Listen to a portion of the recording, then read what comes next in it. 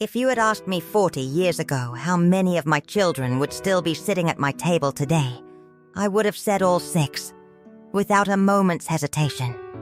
I would have laughed at the question, maybe even felt a little offended by it. But I am 81 years old now, and I have watched every single one of my 6 children walk away from the only life I ever knew how to give them. 6 times I stood at the end of our long gravel driveway and watched a car pull away with one more piece of my heart inside it. And 6 times, the bishop told me the same thing. Shun them.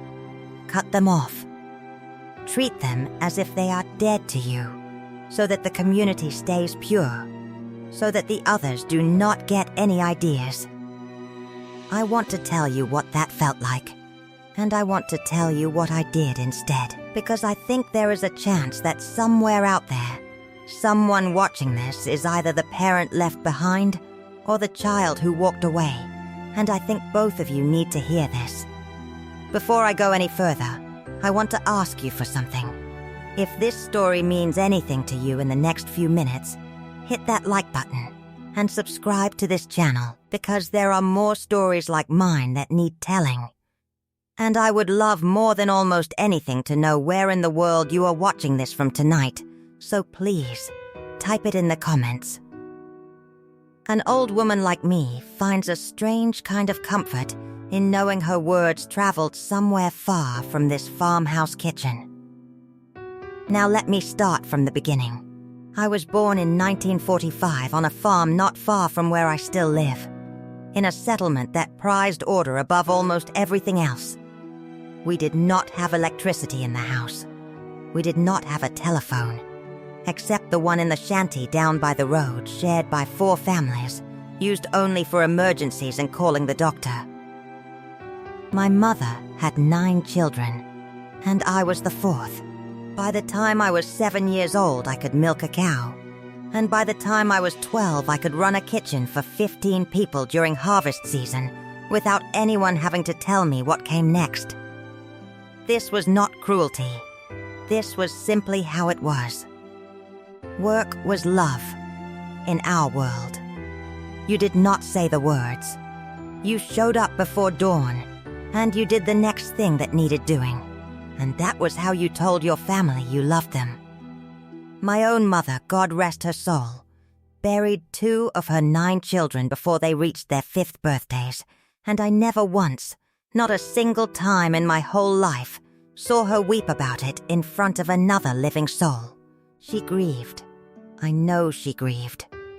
Because I would sometimes wake in the deep night to the sound of her voice praying alone in the kitchen, low and broken, when she believed the rest of us were asleep.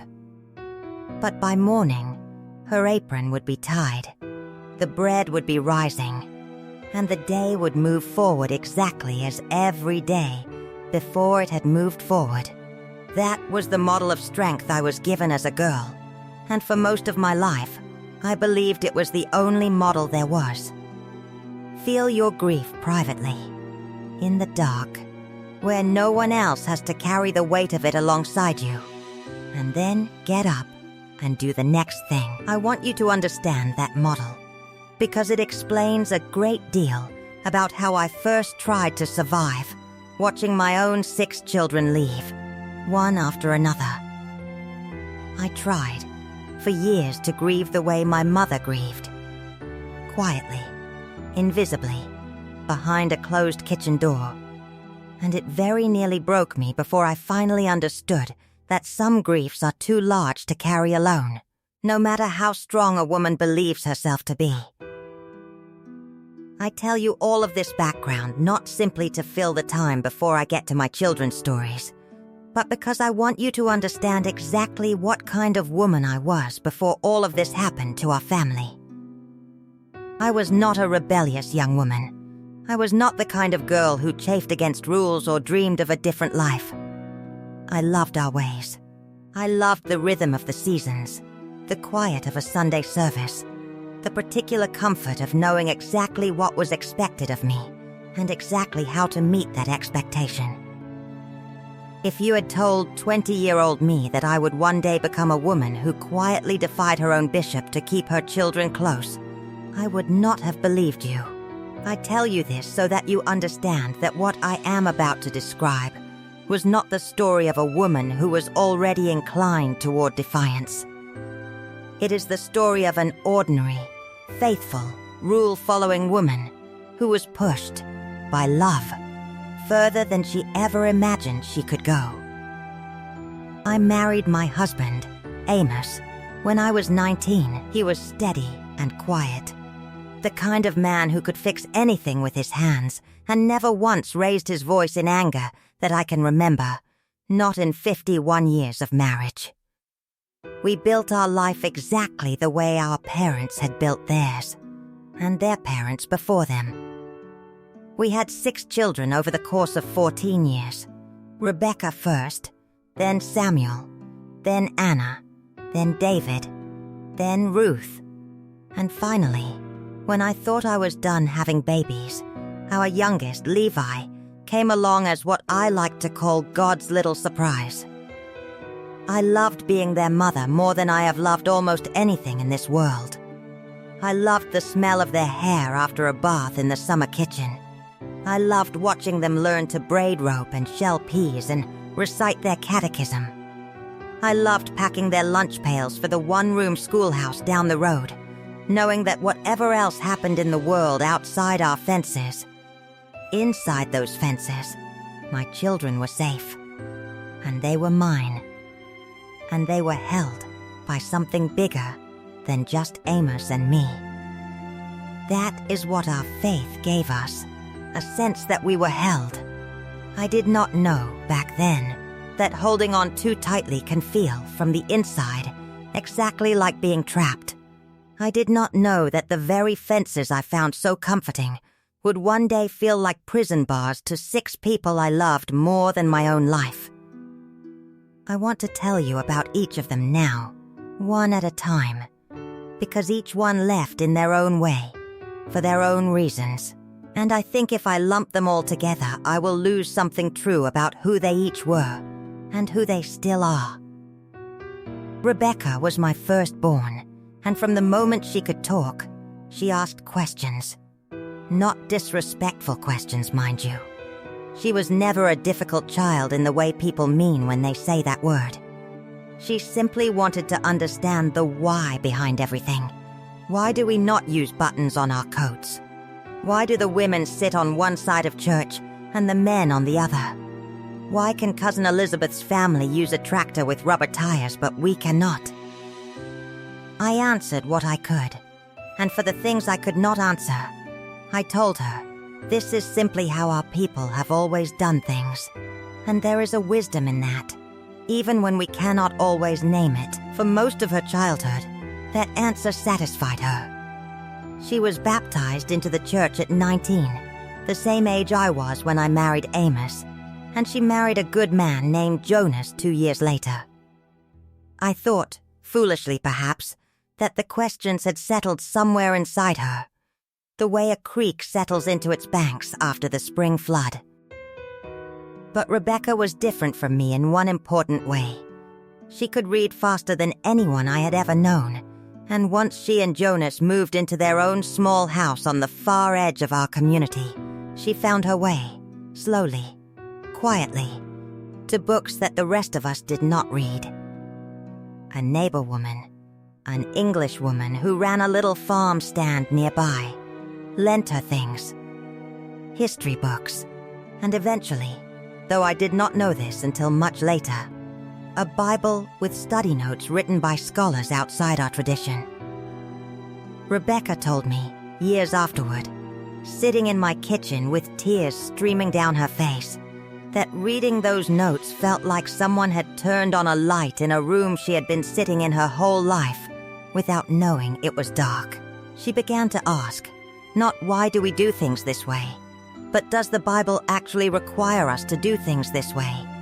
Or is this simply tradition dressed up as scripture? That is a dangerous question in our world. It is the kind of question that gets a person shunned before they have even done anything, simply for asking it out loud in the wrong company. Rebecca and Jonas left when she was 28 years old, taking their 3 small children with them. They did not run off in the night like something out of a scandalous story. They sat down with the bishop and with Amos and me, and they explained, as calmly as 2 people can explain something that is breaking their own hearts, that they could no longer in good conscience raise their children inside a system they had come to believe was built more on control than on love of God. I remember Amos's hands shaking on the table. I remember the bishop's face going very still and very cold. And I remember Rebecca reaching across that table and taking my hand and saying, "Mama, I am not leaving God. I am not even really leaving you. I am leaving a fence I no longer believe he built." There is a particular memory of Rebecca I return to often, even now. She must have been 6 years old, and we were walking home from a neighbor's house at dusk, and she stopped in the middle of the road and asked me why the stars did not fall down. I told her, as my own mother had told me, that God held them in place, and she nodded, satisfied, and kept walking. I think about that little girl often when I think about the grown woman who eventually asked far harder questions than that one. Questions about whether the fences of our community were truly held in place by God, or simply by generations of men who had convinced themselves that their own comfort was the same thing as His will. I do not think that little girl on the dark road and the grown woman at my kitchen table were really so different from each other. Both of them simply wanted to understand why the world was arranged the way it was, and both of them trusted, in their own way, that the truth was worth chasing even when it was uncomfortable. I did not understand it then. I will be honest with you, I was angry. Not the hot kind of angry that shouts, but the cold kind that settles into your bones and makes you polite and distant and quiet for weeks. 6 weeks after they left, the bishop came to my house and reminded me of my obligations. He told me that if I continued to have contact with Rebecca and her family, if I answered her letters, if I allowed her to visit, the church would have no choice but to place the ban not just on her, but eventually on our whole household, meaning Amos and me and anyone who was still at home would be shunned right alongside her for the sin of tolerating her. I sat at this very table after he left and I cried until I had no more tears in me. And then I sat with Amos, and we had the first of what would become 6 very similar, very painful conversations about what we were actually willing to do. Samuel was my second child, and my only son for a long time, until David came along later. Samuel was built for farm work in a way that made his father so proud I sometimes worried Amos would burst with it. Big shoulders, patient hands, a natural way with the horses that even grown men twice his age admired. Nobody expected Samuel to be the one to leave. If you had asked our whole community to guess which of my 6 children was the least likely to ever question our way of life, most people would have guessed Samuel.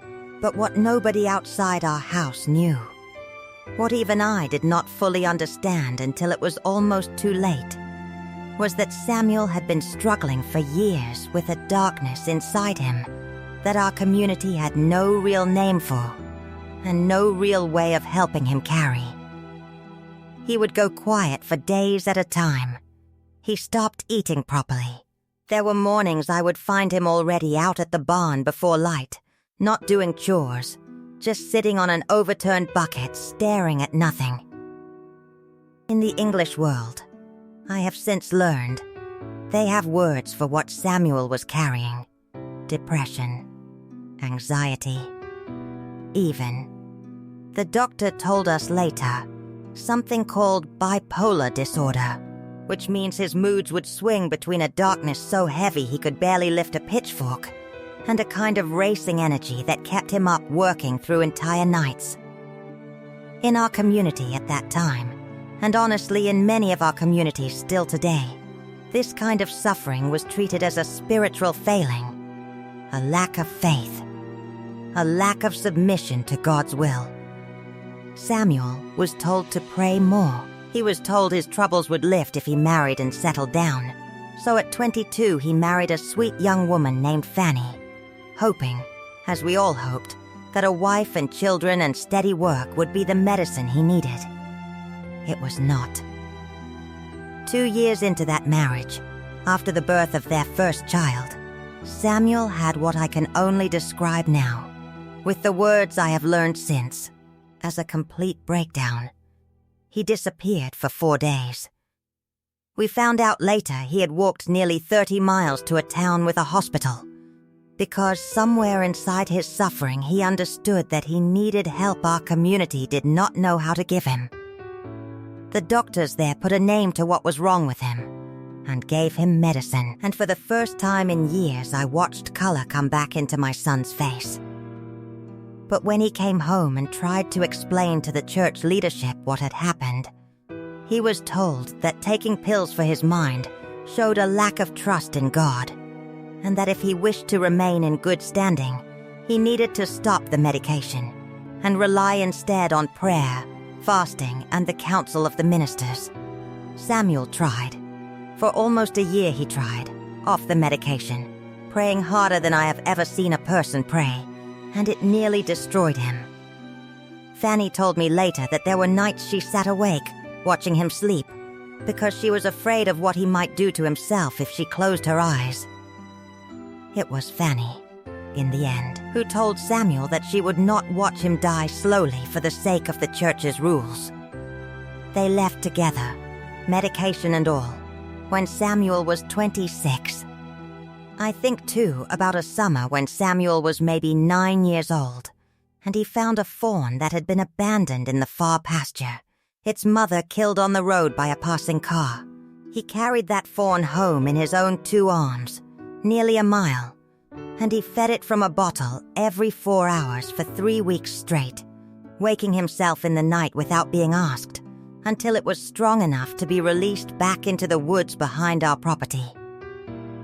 That was Samuel, a boy with a heart so tender he could not bear to let a suffering creature go unattended, and yet a boy who grew into a man that our own community, for all its talk of compassion, did not know how to attend to when the suffering was inside his own mind instead of in front of his own eyes.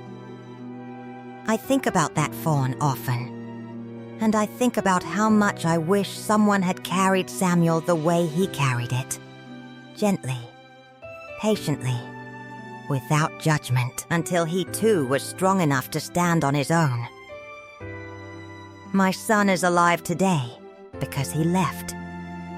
I have made a kind of peace with that fact, even though it cost me a great deal to arrive at it, because the alternative, the version of this story where Samuel stayed and did what he was told, is a story I do not think would have had a happy ending, and I think some part of me knew that even at the time, even through my grief and my fear of what shunning him would mean for our family.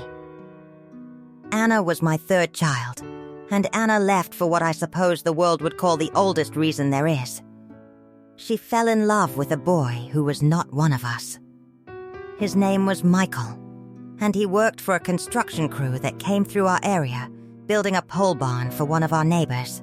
Anna was 19, working at a small bakery we ran to sell to the tourists who came through our area, and Michael came in every day for 2 weeks, buying more bread and pie than any single man could possibly need, just for an excuse to talk to her.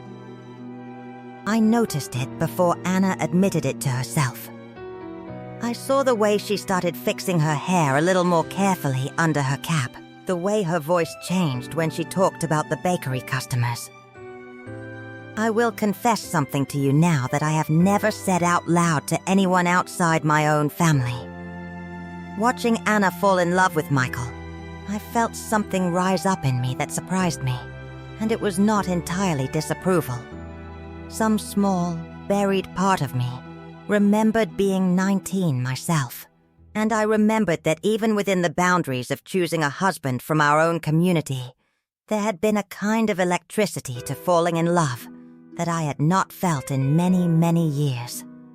I saw that same electricity in my daughter's eyes, and even as the mother who was supposed to guard her from it, I could not fully bring myself to hate it. Anna and Michael courted in secret for almost a year, and when it finally came out, the community's reaction was swift and severe.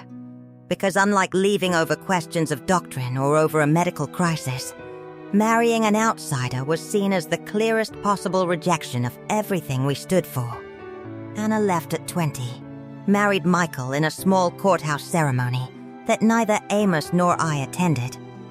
Though I wept the whole day, sitting alone in my garden pulling weeds that did not need pulling, just so my hands would have something to do besides shake. She has 3 children now, all of them baptized in an ordinary Protestant church about 40 minutes from here, and I have held every single one of those grandbabies in my arms. Though I did not tell the bishop that for a long time, and I will explain how that was even possible a little later in this story.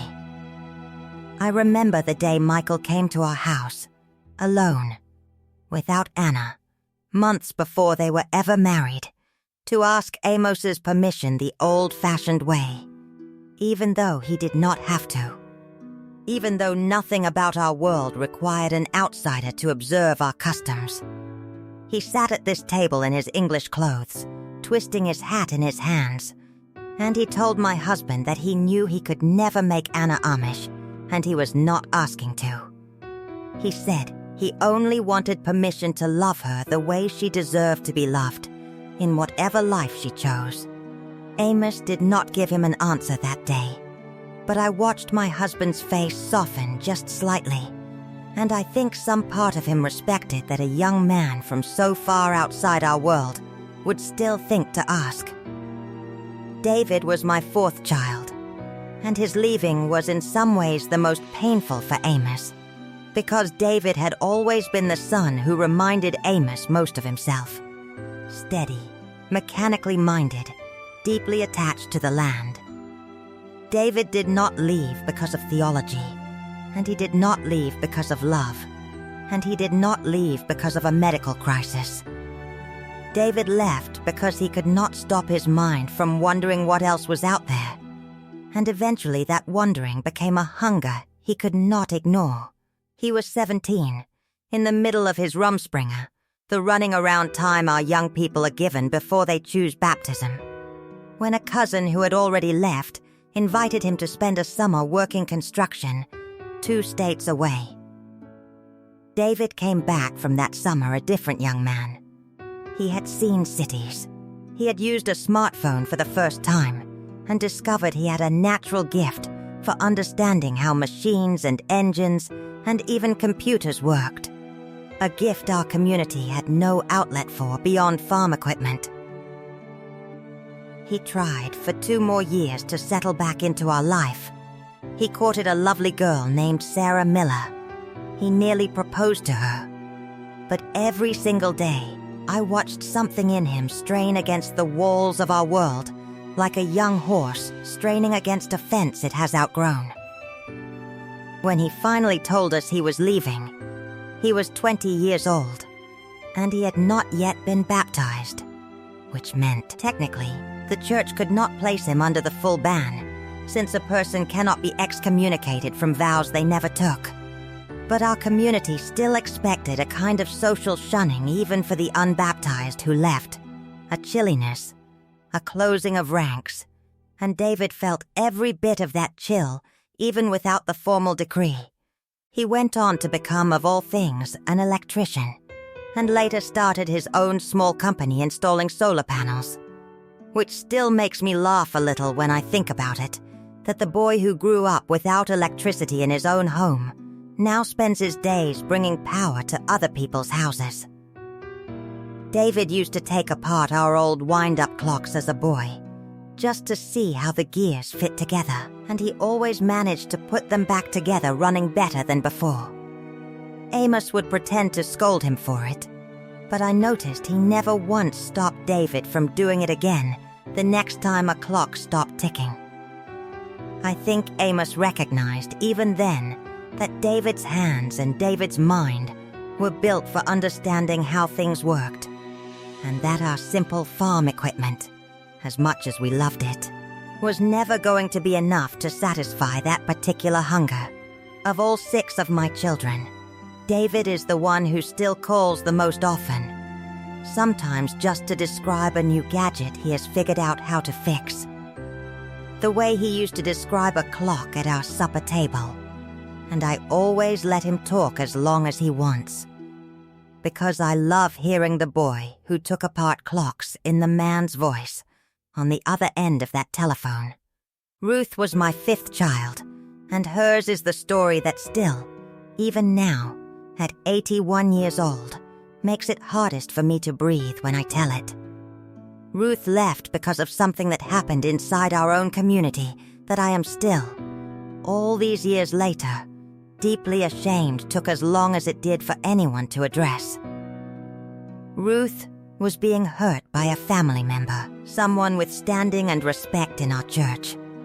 Someone whose name I will not say in this video, because I do not wish to cause pain to people who have already suffered enough on this earth.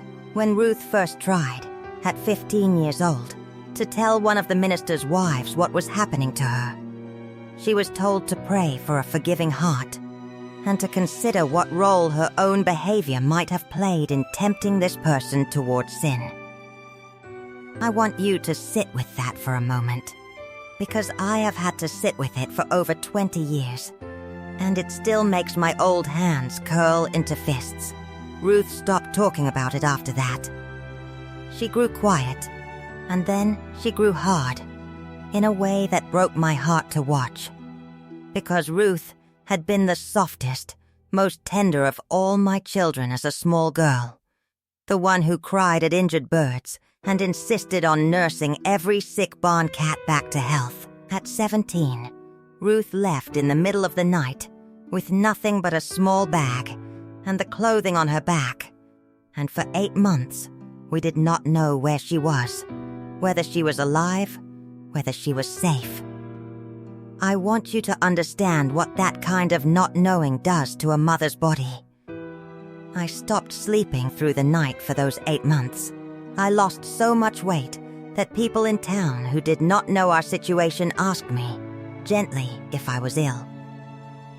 When Ruth finally called the phone shanty and asked Amos to come get her, she was living in a shelter for young women 3 states away. And what she told us when we finally sat down together in a diner, because she said she could not bear to be inside our house again yet, broke something open in me that has never fully closed back up. Ruth is safe now. She has spent years in therapy, a word we did not even have in our vocabulary when I was raising her. And she has built a life she describes as quiet and unremarkable, which she says with a small, proud smile every single time. Because to Ruth, quiet and unremarkable is the greatest luxury in the world. I carry a particular guilt about Ruth that is different from anything I feel about my other 5 children. Because with Ruth, the harm did not come from the wider world outside our fences. It came from inside them, from someone we trusted, and it was met, at least at first, with the kind of institutional silence that I believe now was its own quiet betrayal of everything our faith claims to stand for.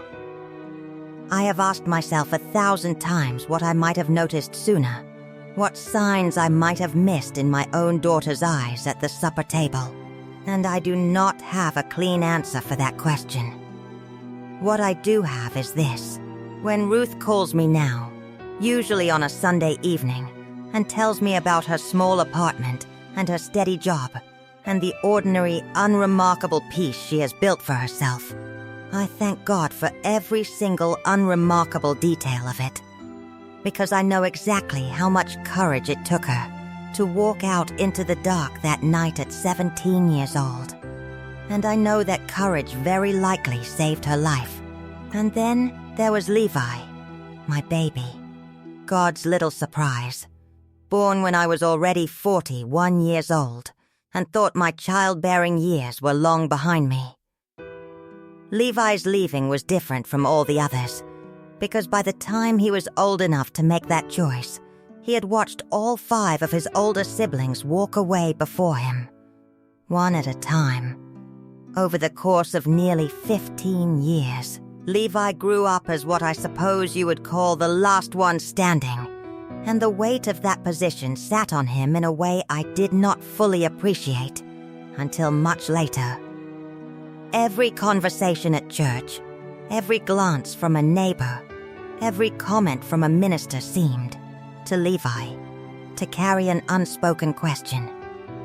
Will you be the one who stays? Will you be the one who finally proves this family can still produce a faithful child? He carried that question like a stone in his pocket for years, and I am ashamed to admit that Amos and I, without ever meaning to, added weight to that stone every time we spoke a little too hopefully about Levi's future in the church.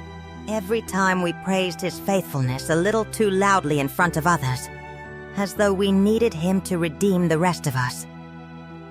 Levi was baptized at 18, the youngest of any of my children to take that step, and I believe now, looking back with the clear eyes that only old age and a great deal of hindsight can give a person, that he was baptized partly out of genuine faith, and partly out of a desperate wish to be the good one, the one who stayed, the one who made his tired old parents proud after everything else that had happened.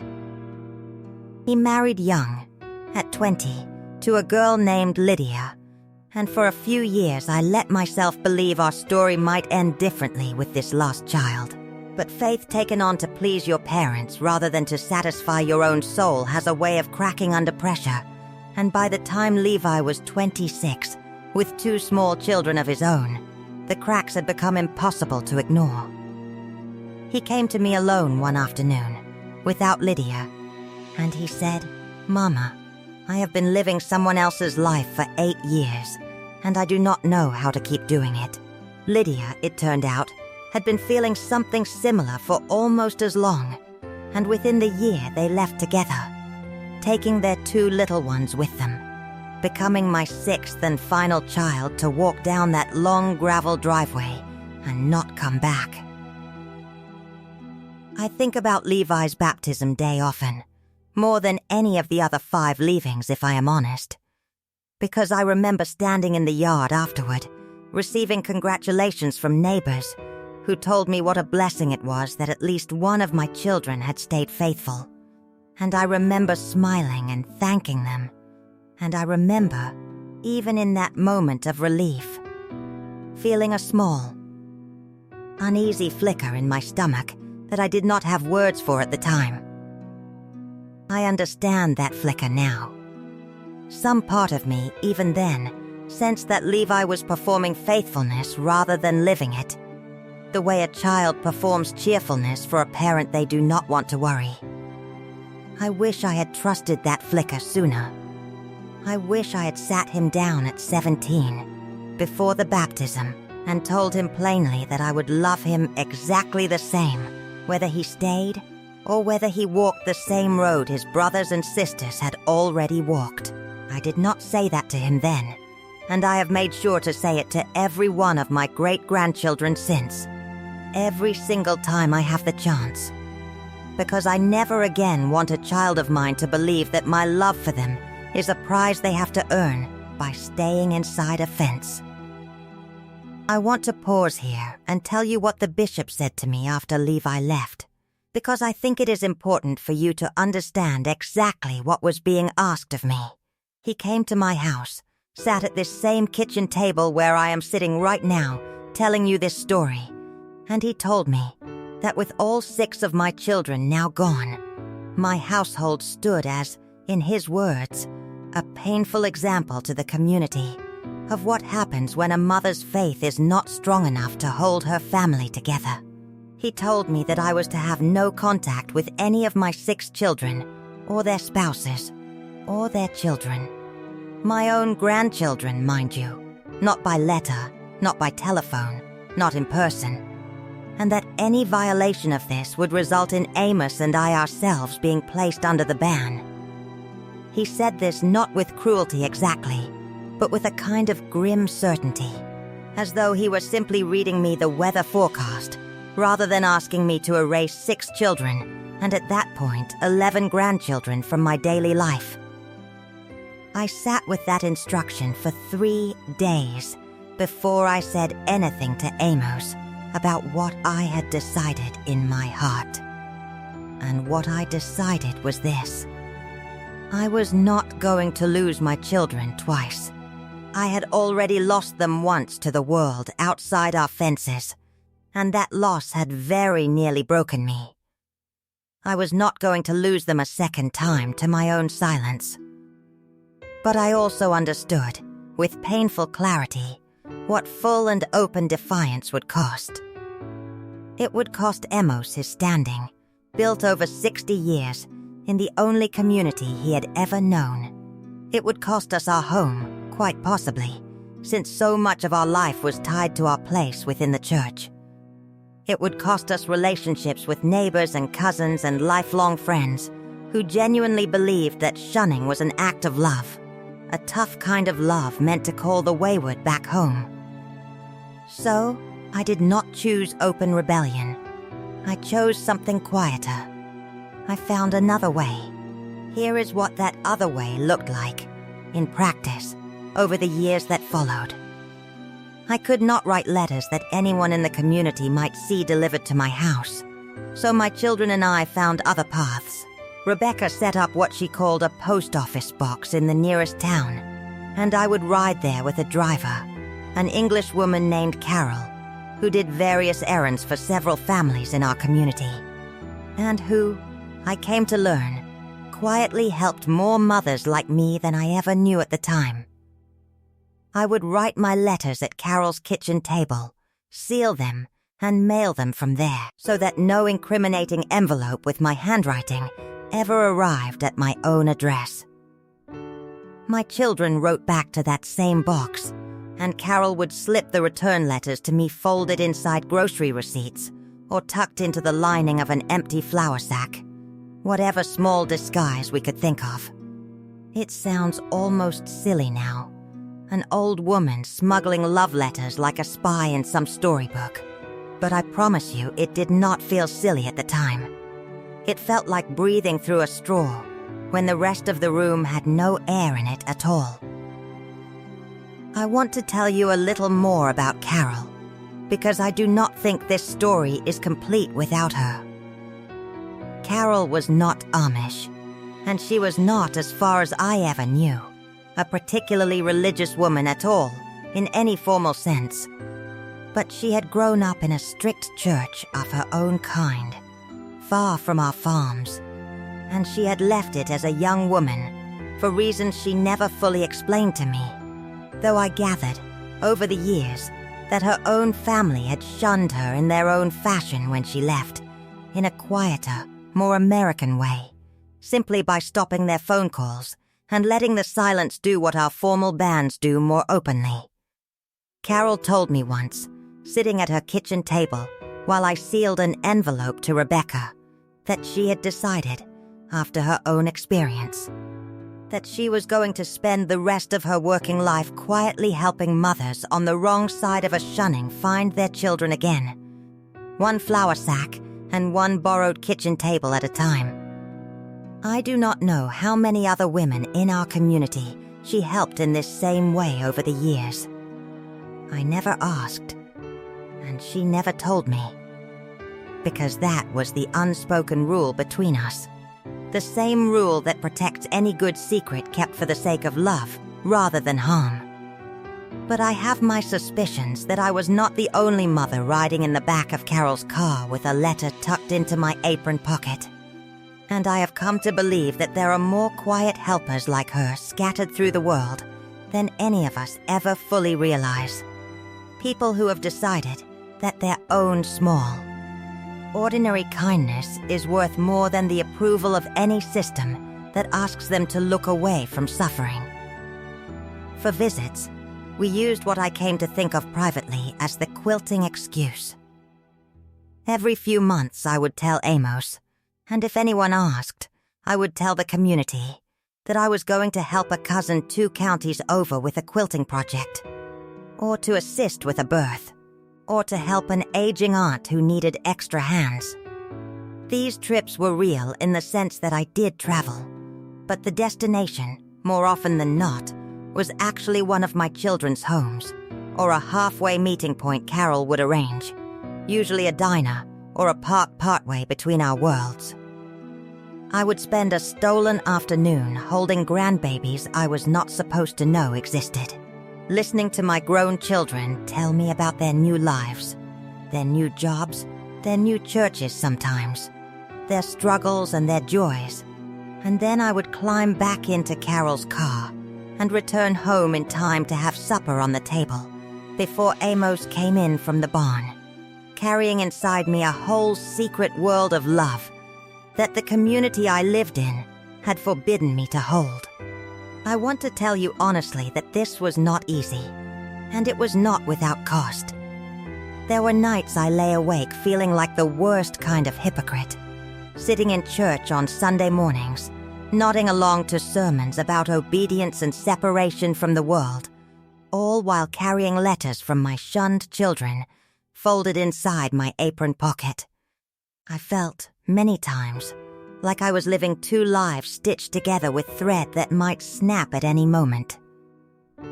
Amos knew about most of it, though not all the details at first, because I was afraid, in the earliest years, that even he would feel obligated to report me. But Amos, God rest his gentle soul, he passed 6 years ago now, surprised me. One evening, maybe 2 years after Rebecca first left, I finally worked up the courage to show him a photograph Carol had brought me of Rebecca's youngest child, a granddaughter I had never been allowed to meet. Amos looked at that photograph for a long, long time. And then he looked at me. And he said words I have carried with me every day since. He said, "Naomi, I have spent 60 years believing that following the rules was the same thing as following God. I am not sure anymore that those are always the same thing." And from that day forward, Amos was not just aware of my secret visits. He came with me, whenever his health allowed it, sitting quietly in Carol's back seat, holding my hand the whole way there. I have spent a great many hours over the years thinking about where the practice of shunning actually comes from, and I want to share some of that thinking with you now, because I do not believe it is as simple as some outsiders assume, and I do not believe it is as simple as some insiders insist either. The practice comes from a passage in the book of Matthew, and from letters written by the Apostle Paul, meant originally, as I understand it now after much of my own quiet study, to address open, unrepentant sin within the early church. Sin that threatened the safety and the moral fabric of a small, vulnerable community of believers. Our forebears took that teaching and built an entire social architecture around it, generation after generation, until shunning became not just a response to scandal, but a response to almost any departure at all, whether that departure came from a young man's mental illness or a young woman's need for safety, or simply a grown child choosing to worship in a different building on Sunday mornings. I do not think the Apostle Paul, writing to a small persecuted church nearly 2,000 years ago, ever imagined his words would one day be used to keep a grandmother from holding her own grandchildren. I say this not to tear down the faith of my ancestors, which I still in many ways hold dear, but because I believe faith is only alive when it is willing to ask itself hard questions, and for too many years, in too many of our communities, that willingness has been in short supply. I do not say any of this to encourage anyone watching to abandon their faith entirely. or to disrespect the elders and traditions that have carried real wisdom down through many generations. I say it only to encourage you to hold your traditions the way you would hold a child's hand, firmly enough to guide, but gently enough to let go the moment holding on starts to cause harm instead of prevent it. There is a particular kind of loneliness in loving people you are not supposed to love out loud, and I do not wish that loneliness on anyone. But I want to tell you what I have come to believe, after all these years of carrying it. I believe that the God I have worshipped my entire life, the same God who watched over me through 9 pregnancies and countless harvests, and one very long, very hard marriage, that same God did not ask me to choose between my faith and my children. I believe that choice was placed in front of me by people. Well-meaning people, frightened people. People who had convinced themselves that control and purity were the same thing as love, but not by God Himself. I do not say this to condemn the community I still, in many ways, belong to. Most of the ministers who enforced these rules on me were not cruel men. They believed, sincerely, that shunning was a tool of mercy, meant to shock a wandering soul back onto the right path. Some families, I know, have seen that very tool bring a child home, but for my 6 children, it would not have brought them home. It would only have added abandonment on top of whatever had already driven each of them away. And I could not, in my own conscience, let that happen twice. I want to speak for a moment directly to anyone watching this who might be sitting where I once sat. A parent whose child has left a tradition, a faith, a family expectation, and who has been told by a church or a community, or even just an angry relative, that the only loving response is complete silence. I understand the fear underneath that instruction. I understand the genuine belief that separation might somehow save a soul. But I want to tell you, from a place of having lived it for over 20 years now, that love finding a quiet way through the cracks is not the same thing as rebellion. It is not the same thing as rejecting your faith or your community. It is simply refusing to let a rule, even a rule you were taught to believe was sacred, become bigger than the actual living, breathing children God gave you to raise. I found another way, and that other way cost me sleep, and it cost me a certain kind of peace within my own community. But it never once cost me the relationship with my children, and I would make that same trade again, 1,000 times over. I want to tell you about the ordinary moments too, not just the dramatic ones, because I think the ordinary moments are where grief and love actually live most of the time.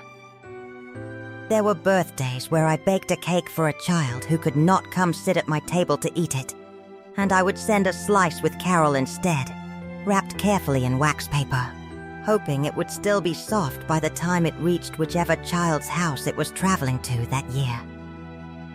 There were Christmas mornings when I would sit in church listening to the story of a savior who came to seek out the lost, all while knowing that 6 of my own lost sheep were scattered across 3 different states, unable to sit beside me in that very building.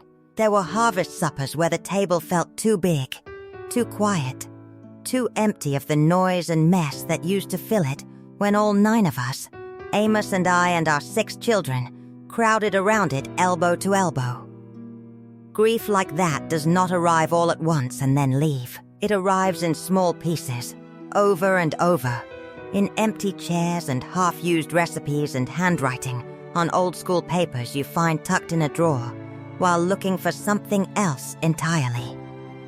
But I also want to tell you about the small joys that grew up alongside that grief, because I think it would be dishonest of me to tell you only the sorrowful parts of this story.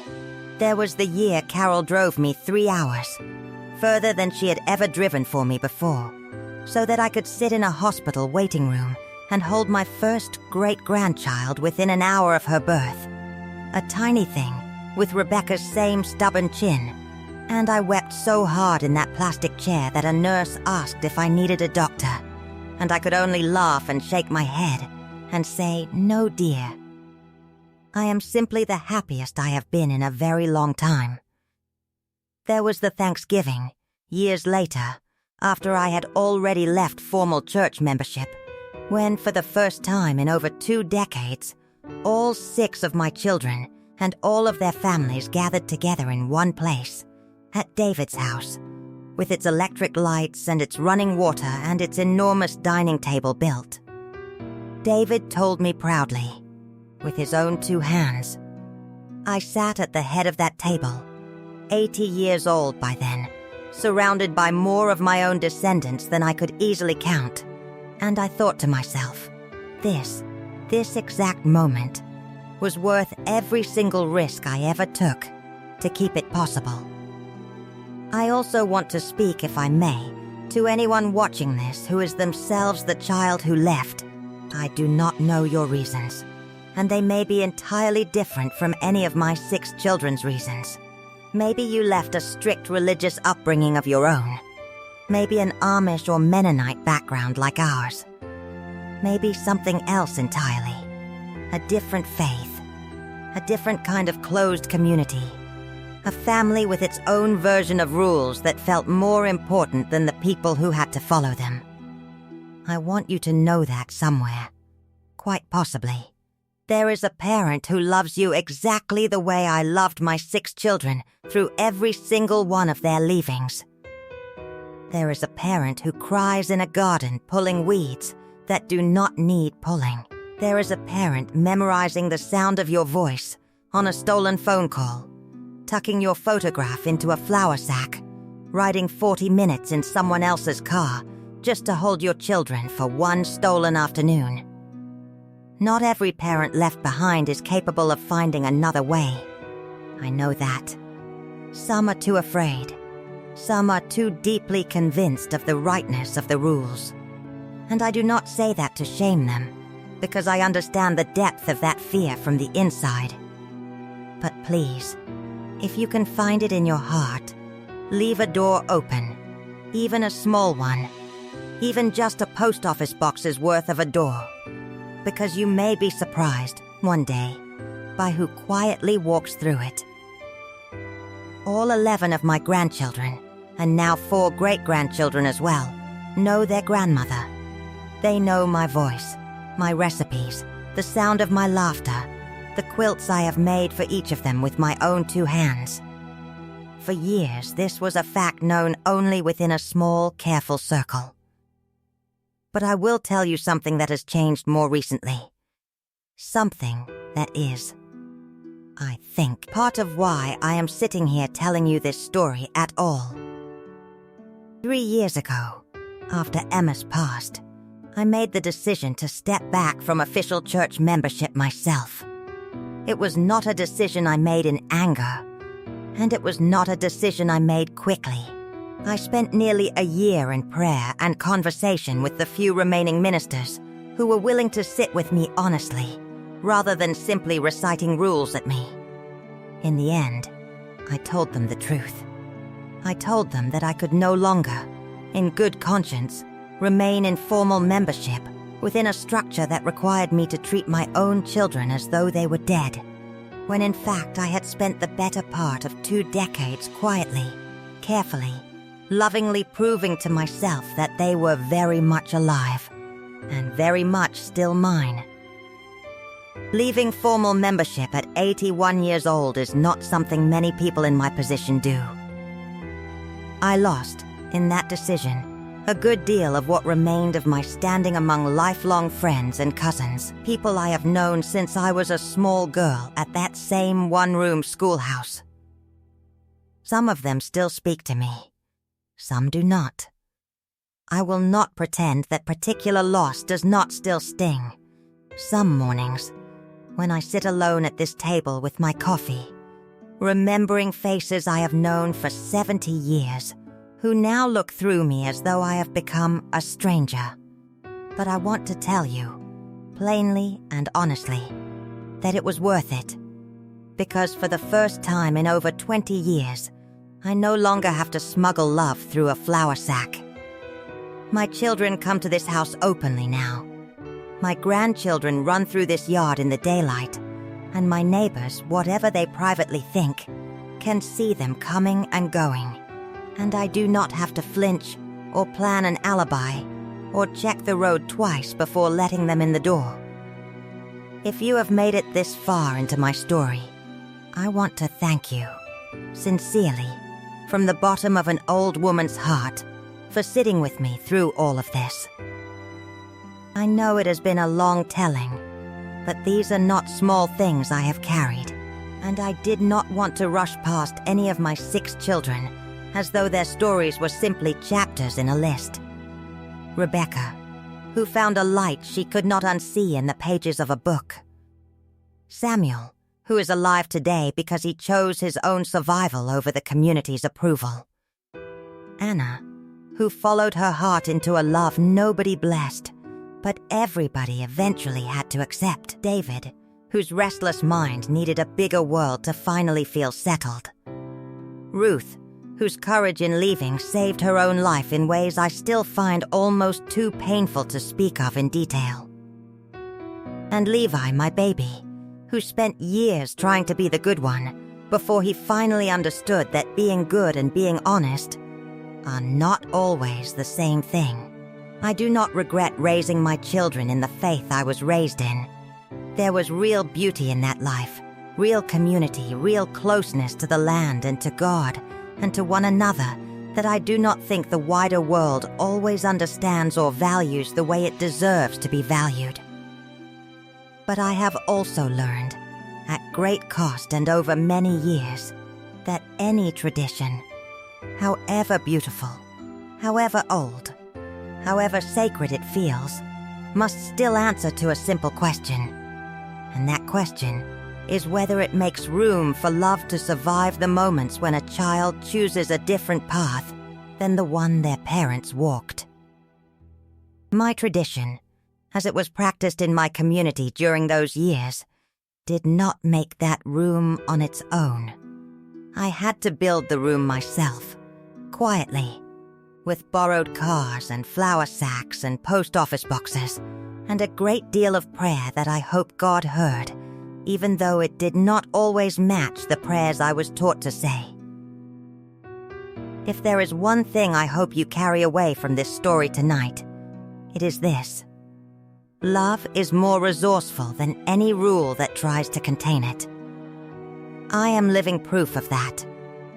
I watched all 6 of my children walk away from everything I ever knew how to give them, and I was ordered, by people I respected, in a faith I still in many ways cherish, to let them go completely, to treat them as though they had died. I could not do it. I would not do it. And so I found another way, one quiet, careful, love-soaked step at a time. And today, at 81 years old, sitting in this kitchen where I have raised 9 children and buried a husband and baked 10,000 loaves of bread, I can tell you that I have every single one of my children in my life, not despite the rules I was given, in spite of them.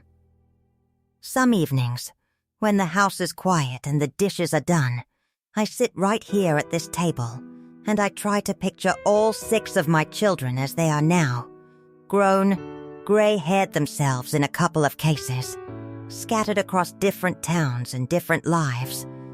And I marvel at how a single mother's body once held all of that inside it, all of those different futures curled up together before any of us knew who they would become. Rebecca teaches a Bible study now for other women who left strict traditions of their own, using the very questions that once got her nearly disowned. Samuel manages a small crew of his own, and he speaks openly, whenever anyone asks, about his diagnosis and his medication, because he says if talking about it saves even one other young man the years he lost, it is worth every uncomfortable conversation. Anna and Michael celebrated their 25th wedding anniversary last spring, and I sat at the head table as the groom's mother, wearing for the first time in my life a dress with buttons, because Anna asked me to, and I decided that loving my daughter mattered more than that particular old rule. David's solar company now employs 11 people, several of whom, it turns out, also grew up Amish and also needed somewhere to land. Ruth still calls every Sunday evening, steady as a clock, and last year she started volunteering at the very kind of shelter that once took her in, so that other girls in danger would have someone waiting who actually understood. And Levi, my baby, is raising his own children now to know, without any confusion at all, that his love for them does not depend on which church they choose, or any church at all, when they are grown enough to choose for themselves. I tell you these small updates not to brag on my children, though I confess I am prouder of every single one of them than words can properly hold. But because I want you to understand that the ending of a story like mine is not one single dramatic scene. It is hundreds of small, ordinary Tuesdays that were allowed to keep happening. Birthdays that kept getting celebrated. Phone calls that kept getting answered. Because one stubborn old woman decided, quietly, that a rule written by frightened men was not going to be the last word on how much love she was allowed to give her own children. I sometimes wonder what my own mother, gone now for over 30 years, would make of the choices I have made. The letters smuggled in flour sacks. The church membership I quietly set aside at 81 years old. The great-grandchildren who call me on a telephone I keep in my apron pocket now. A small rebellion of my own that would have shocked the woman I was at 20. I like to think, though I cannot know for certain, that she would understand. I like to think that underneath her own quiet, private grief over the children she buried, and beneath the stern discipline she raised the rest of us with, there was a mother who simply wanted, more than any rule could ever want on her behalf, for her children to know they were loved without condition. I have chosen to believe that about her, and I have chosen to become that kind of mother myself, in whatever years I have left at this table. Before you go, I want to ask you once more, from the bottom of my heart, to like this video if it moved you even a little, and to subscribe to this channel, because there are more stories waiting to be told. Stories from women like me, who have had to make impossible choices and find their own quiet paths through them. And please leave me a comment and tell me where in this wide world you are watching from tonight. I may be an old woman who spent most of her life without a telephone in her own house, but I have come to find a strange and wonderful comfort in knowing that a story told in this small farmhouse kitchen can travel to places I will never see with my own eyes. Thank you for sitting with me tonight, and thank you for letting an old mother tell you about her 6 children, and about the day she decided that love was going to win, no matter what it cost her. Take care of the people you love, out loud if you can, quietly if you must, but never ever let a rule convince you that walking away from your own child is the same thing as being faithful. It never was. And I do not believe, in my heart, that it ever will be.